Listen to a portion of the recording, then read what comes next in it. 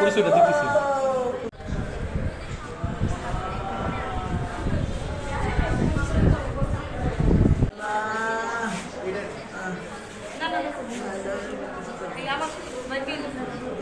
আমার দোকানে থাকতো, সে অত্যন্ত ভদ্র ছেলে।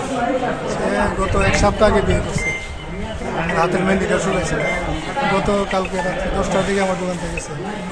এমনি শুনছি যে অসুস্থ পড়ছে, আর এমনি তো পারিবারিক কোনো কিছু আমরা জানি না, তো আমরা ওইদিকে যাইতে গেছি। আর আমার দোকানে থাকছে সে, এর বেশি তো আমি তার ব্যক্তিগত কোনো কিছু প্রশ্ন করতে পারবো না। এটাই রাত্রে আমার দোকান থেকে 10টা দিকে গেছে। 10টা যাওয়ার পরে সকালে তো ভোরের দিকে দুটা ছেলে তার নিকট বাতি যাইছে আমার ডাক্তার স্যারকে। আমি বাসার থেকে বেরিয়ে গেলাম, গিয়ে দেখলাম যে সে নিচে পড়ে গেছে। আমি দৌড়াদৌড়ি করে একটা অটো দিয়ে তারা হাসপাতালে নিয়ে গেছে। হাসপাতালে ডাক্তাররা তার ইসিজি করে দেখছে, থানাতে পাঠাইছে। থানাতে আমি গত শুক্রবারে আপনার বিয়ে হচ্ছে, বিয়ে হওয়ার পরে আমি আসলাম না বাড়িতে। আমার মা এবং দুই একজন মিলে বিয়ে করাইছে। আমার বাচ্চা একটা ব্লাড ক্যান্সার, এটা সবাই জানে কম বেশা। ওরা উপজেলাতে ধরে, থানার লোকের ধরে সবাই জানে, সাংবাদিকও জানে। তো আমি গেছিলাম আমার বাচ্চার ব্লাড দিলাম, গেছে বৃহস্পতিবারে। গায়ে তুমি গেছে আমার বৃহস্পতিবারে, আমি আসছি সোমবারে ব্লাড দিয়া। সোমবার আসছে, আসার পরে আমার মা আবার বোধে দেয়ছে ওরা। আমি ভালো মতো কিছু বলি নাই পরে আজকে আমি নাইট ডিউটি করতেছি। আমার ছোট্ট দোকান আছে, চার দোকান সবাই জানে রেজিস্ট্রেশন।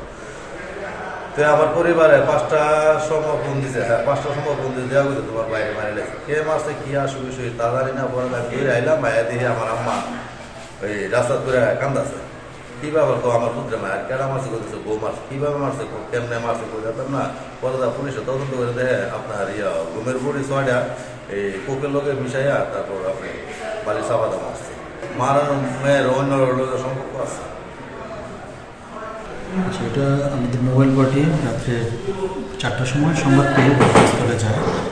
6টার দিকে ঘটনাস্থলে যায়, যে জানতে পারে লাশ উদ্ধার করে এবং লাশ থানায় নিয়ে আসে। আর প্রাথমিক অনুসন্ধানকালে জানা যায় যে মৃত ব্যক্তির নাম হচ্ছে মেহেদি হাসান, বয়স 27 বছর।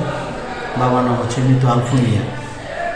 এরা মসজিদপাড়া, আখাউড়া মসজিদপাড়াতে থাকে, ভাড়া বাসায় থাকে। তো ওর সাথে গত 7-8 দিন আগে তার সাথে জান্নাত আক্তারের বিয়ে হয়। তো বিয়ের পরে থেকে তারা এই ভাড়া বাসায় তার মা সহ তারা থাকে। তো প্রাথমিক অনুসন্ধানে জানা যায় যে গতকালকে রাতে 10টার সময় তারা খাওয়া দাওয়া শেষ করে শুয়ে পড়ে এবং তার মা পার্শ্ববর্তী বাড়িতে যেয়ে শুয়ে।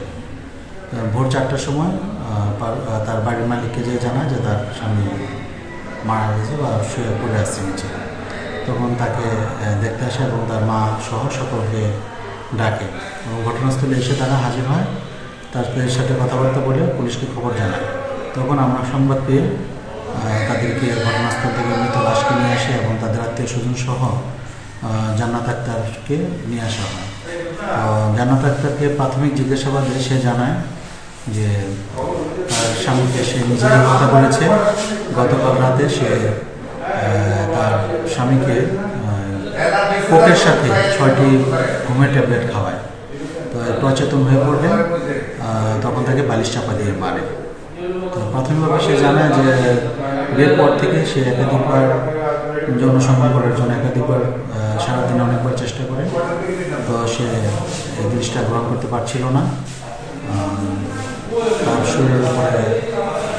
শরীরে গ্রহণ করতে পারছিল না, যার কারণে সে বিরক্ত হয়ে রাগবশত এই কাজটা করে।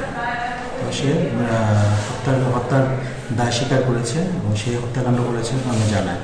তো আমরা আইনগত ব্যবস্থার প্রক্রিয়াধীন রয়েছে। তো অনুসন্ধান করে জানা যাবে যে সেই খুন করেছে বা অন্য কারোর সাথে জড়িত আছে কিনা। প্রাথমিকভাবে সে স্বীকার করেছে যে সে নিজেই বালিশ চাপা দিয়ে তাকে হত্যা করেছে।